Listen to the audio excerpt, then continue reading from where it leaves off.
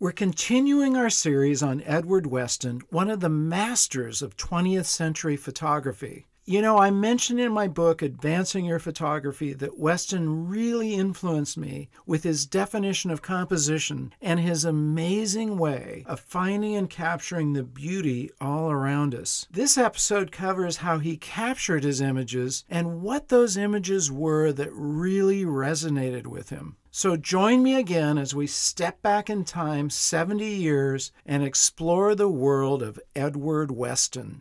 The forms, the lines, the shapes that affect Weston's feelings often reappear in pictures of widely different subject matter. The reasons why we like things are often buried deep below our conscious minds, stemming perhaps from some long-forgotten experience in our childhood, or answering a need that we ourselves do not know we have. That's why, in looking at Weston's photographs, it's often interesting to forget what they're about, to ask not, what is this a picture of, but what does this shape remind me of? How does it make me feel? For Weston is not only telling us what a particular rock or a flower or a bird looks like, but also what it means to him. If we do not catch his feeling, most of his message is lost. For his photographs, like all art, communicate both thought and feeling.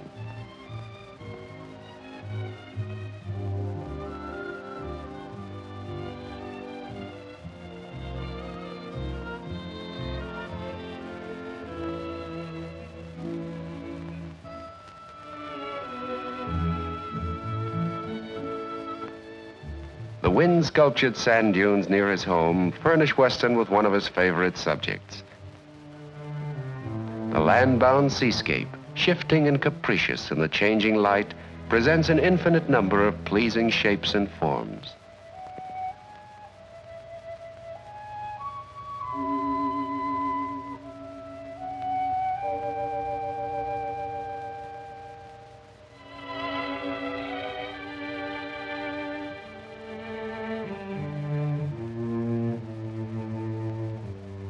The problem is to photograph sand. Sand that seems to flow, yet is gritty if we touch it. Sand that's soft and warm and clean.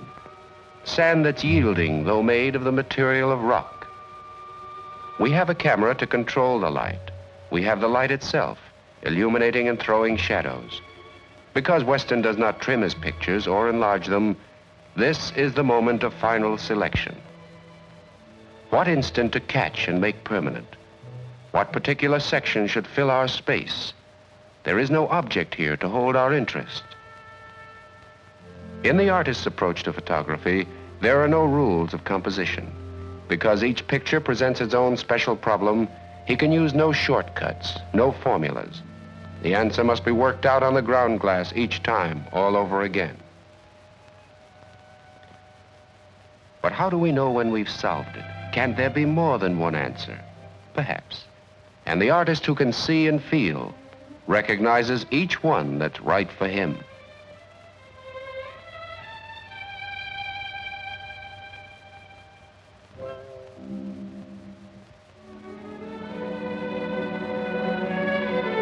The state of California is larger than present-day Germany and Belgium combined.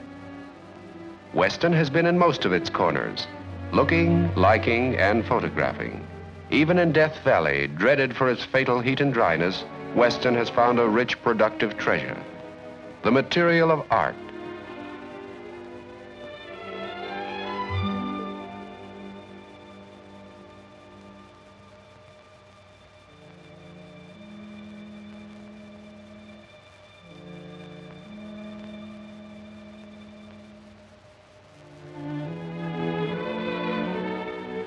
What a man sees when he looks at a mountain is determined by the imagination, the training, the sensitivity of the mind behind the eyes, by what he knows and feels.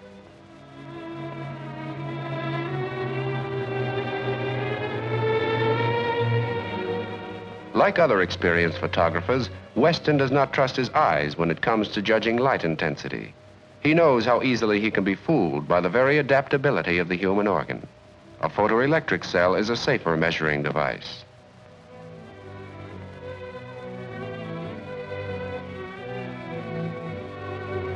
This business of seeing is a strange phenomenon.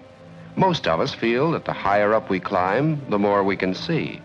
As the world becomes a map spread out before us, we think we see it all, a vast panorama that we can grasp at a glance and examine at our leisure. But men who are used to looking at nature know that often the part may tell a story more truthfully than the whole.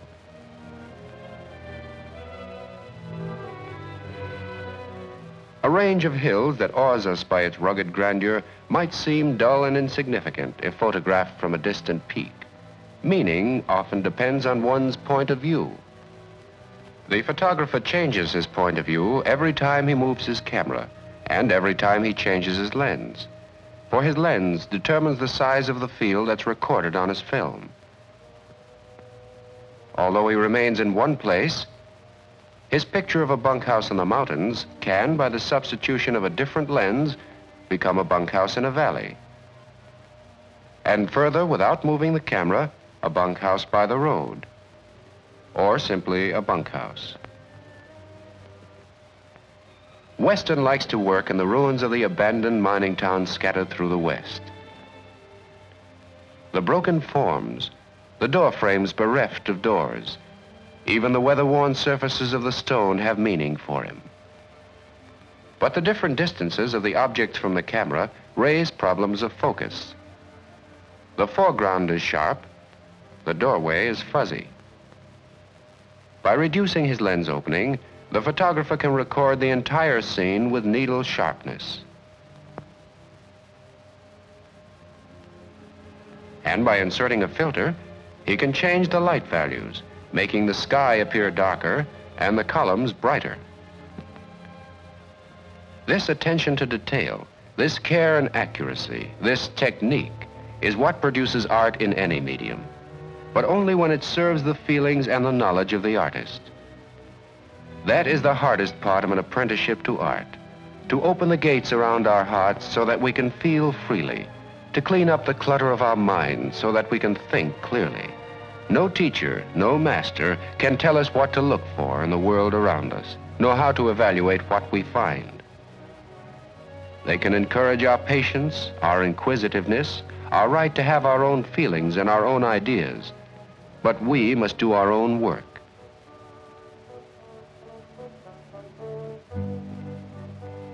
We can imagine lives that were ended within these walls, and other lives that began here to be lived out in places far away.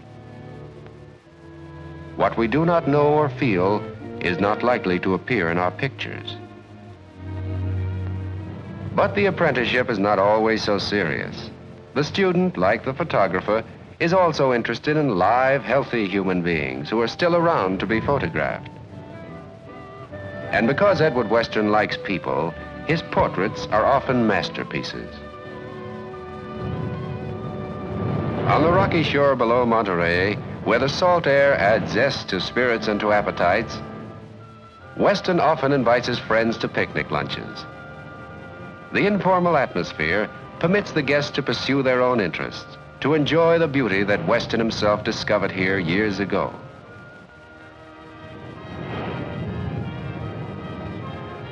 His own understanding of people, his personal affection for them, in due course find their way onto his negatives. His keen observant eye misses little that's significant about them. And because he knows their needs and their tastes so well, he makes a remarkable host. More remarkable still, he can even leave his guests alone to enjoy themselves, while he goes off to do his job. The precious afternoon light must not be wasted.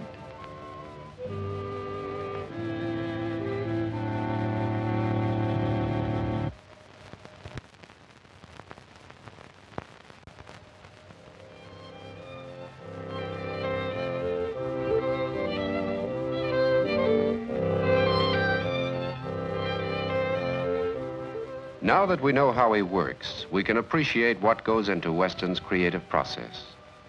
An intense love first of the world around him, and then the sharp eye attuned to the values of the mind behind it.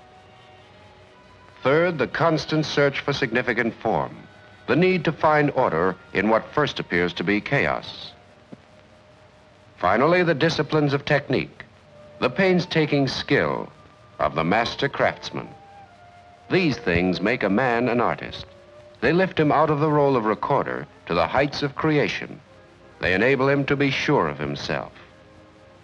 Not here or here, but here is a thing of beauty.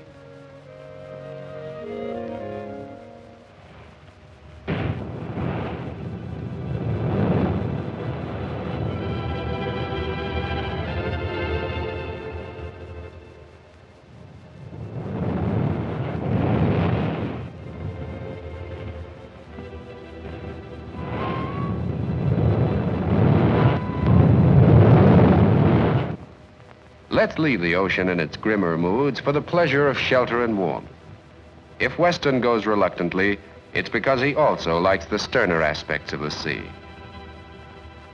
He's often taken advantage of this cold gray light to reveal details of nature that are sometimes distorted by bright sunshine. Well, Edward Weston certainly knew how to take advantage of light to reveal the details of nature. You know, I talk about him more in my book, Advancing Your Photography, and you can just hit the I up there to get your copy right now. Hey, thanks for joining me again. Be sure to subscribe now so you don't miss any other parts of this film or our other episodes. And I love hearing from you and reading your comments, seeing your likes, so keep them coming and follow me on Instagram to stay in touch. And until next time, remember to get out and capture your own images of life.